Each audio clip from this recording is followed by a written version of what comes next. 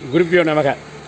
ஆன்மீக அன்பர்களே, விக்ரமாதித்த மகாராஜா அவர் பட்டிக்கிட்ட கேட்குறாரு, மந்திரி இல்லற பக்தி சிறந்ததா, துறவர பக்தி சிறந்ததா, ராஜபக்தி சிறந்ததா, எந்த பக்தி சிறந்தது அப்படின்னு கேட்குறாரு. பட்டி சொல்கிறாரு, அந்தந்த இடத்துல இருக்கிறவங்களுக்கு அந்தந்த பக்தி சிறந்தது, எனக்கு விளங்கலைய பட்டி நீ சொல்கிறது அப்படின்னு விக்ரமாதித்த மகாராஜா சொல்கிறாரு. நாளைக்கு ஒரு கல்யாணம் பக்கத்து நாட்டில், உங்களை நான் அழைச்சின்னு போகிறேன், அங்கே போனீங்கன்னா உங்களுக்கு விளங்கிடும் அப்படின்னோடனே ரெண்டு பேரும் பட்டியும் விக்ரமாதித்தனும் மாறு வேஷத்தில் அந்த கல்யாணத்தை அட்டன் பண்ணுறாங்க. கல்யாண பொண்ணு தான் இளவரசி என்ன பண்ணுறாங்க, மாலையை எடுத்துன்னு பார்க்குறாங்க.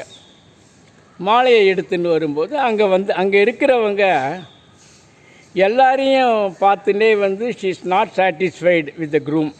என்ன பண்ணால் அந்த இடத்துல ஒரு அழகான சன்னியாசி ஒருத்தர் இருந்தார், ரொம்ப வசீகரமாக இருந்தார். அவர் என்ன பண்ணார், அவரை பார்த்துட்டு அந்த சன்னியாசி மேலே மாலை போட வரும்போது அந்த சன்னியாசி ஓட ஆரம்பிச்சிட்டார். புலமே அந்த சன்னியாசி யாருன்னா அந்த ராஜாவோட மந்திரி இருக்கார் பாருங்கள், அவரோட பிள்ளை. அவர் சன்னியாசியாக மாறுறாரு. இந்த அந்த பட்டத்து ராணி இருக்காள், அதாவது ராஜாவோட மகள் யுவராணி, அவன் அவரை தேடி துரத்திட்டு போகிறான். அவங்களாம் போயினே இருக்கா. பாட்டுன்னு அந்த அந்த சன்னியாசி இருக்கார் பாருங்க, அதான் மந்திரியோட மகன், அவர் தனியாக போயிடுறாரு. இந்த பெண் இருக்க பாருங்கள், ராஜாவோட மகள், சுயவரத்தில் இருந்தாள். அவள் தனியாக ஒரு இடத்துல போயிட்டா. அப்போது டார்க், இருட்டு ஆயிடுச்சு. இந்த நேரத்தில் மகாராஜா ஏதாவது பட்டி விக்ரமாதித்தன், பட்டியும் விக்ரமாதித்தனும் அந்த இடத்த பாஸ் பண்ணி வரும்போது அங்கே பார்க்குறாங்க. யாரை? அந்த யுவராணியை பார்க்குறாங்க. நான் வழி தெரியாமல் வந்துட்டேன், நீ இருமா, இங்கே இரு, நான் நாளை காலையில் கொண்டு உன்னுடைய ராஜ்யத்தில் விட்டுடுறேன்னு விக்ரமாதித்த மகாராஜா சொல்கிறாரு. ஃபஸ்ட்டு நீங்கள் பார்க்க வேண்டியது என்னன்னா, யுவராணி கல்யாணத்துக்கு மந்திரியோட மகன் சன்னியாசியாக இருக்கார், அவருக்கு மாலை போடுறதுக்கு போனாங்க. அந்த சன்னியாசி அந்த அம்மாவை விட்டுட்டு ஓடிட்டார். இப்போது அந்த யுவராணி காட்டில் ராஜா, அதாவது விக்ரமாதித்த மகாராஜா, பட்டி, இவங்க 3 பேர் இருக்காங்க. அப்போது இருட்டாயிடுச்சு. அப்போ என்ன பண்ணுறாங்க, சாப்பிட்ற நேரம் வரவே பட்டி என்ன பண்ணுறாரு, மகாராஜா அதோ ஒரு குடிசை இருக்குது பாருங்கள், அங்கே வாங்க அப்படின்னு சொல்லிட்டு பட்டி, விக்ரமாதித்தன், அப்புறம் அந்த யுவராணி 3 பேரும் என்ன பண்ணுறாங்க, அந்த அந்த அந்த குடிசைக்கு போகிறாங்க. அங்கே போன இவங்க தான் மாறு வேஷத்தில் இருக்காங்க, இல்லை யாருன்னு தெரியாது.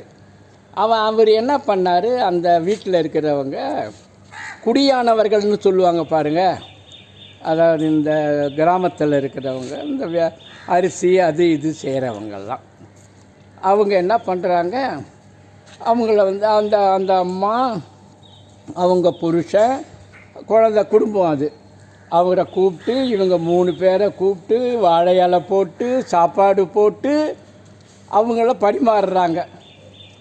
பரிமாறின உடனே அன்றைக்கி இங்கேயே படுத்துக்குங்க, காலையில் போங்கன்னு சொல்லிவிட்டு பாய் தலகாணிலாம் கொடுக்குறாங்க.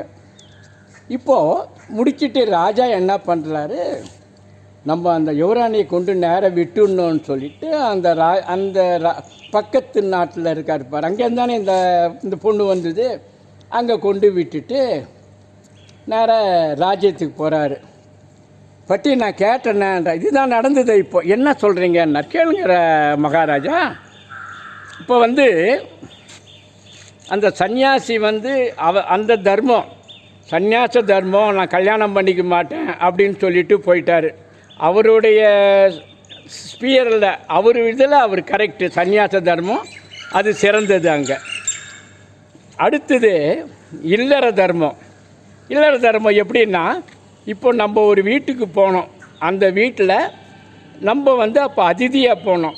நம்ம 3 பேரை உட்கார வச்சு சாப்பாடு கொடுத்து நமக்கு படுக்க வச்சுட்டு காலையில் அமிச்சாங்க. இது இல்லற தர்மம். 3வது ராஜ தர்மம். நீங்கள் அந்த பெண்ணை கொண்டு போய் ராஜாங்கத்தில் விட்டுட்டு அப்புறம் நீங்கள் வந்தீங்க, இது ராஜாங்க தர்மம். ஸோ அந்தந்த ஸ்பியரில் அது தர்மம், சரியான தர்மம் அப்படின்னு சொல்லிட்டு பட்டி விக்ரமாதித்தனை கிளாரிஃபை பண்ணார். இப்போ தர்மம் எப்படி இருக்குது தெரியுங்களா? சொல்கிறேன் கேளுங்க. பகவான்கிட்ட வேண்டிக்கிறாருங்க, இன்றைக்கி 1000 ரூபாய் எனக்கு லாபம் வந்ததுன்னா கண்டிப்பாக உனக்கு 500 ரூபா போடுறேன் அப்படின்னு வேண்டிக்கிறாங்க. அவருக்கு 500 ரூபா லாபம் வந்தது. எங்க சாமிக்கு வந்தால் 500. நான் என்ன சொன்னேன், பாதி போடுறேன். 1000 ரூபா லாபம் வந்தால் 500 போடுறேன்னா, இப்போ 500 ரூபா வந்திருக்கு. 500 ரூபாயை சாமியே எடுத்துக்கினாரு 1000ன்னு சொல்லிட்டு அப்படின்னு. இன்றைக்கி பக்தி அப்படி இருக்குதுங்க.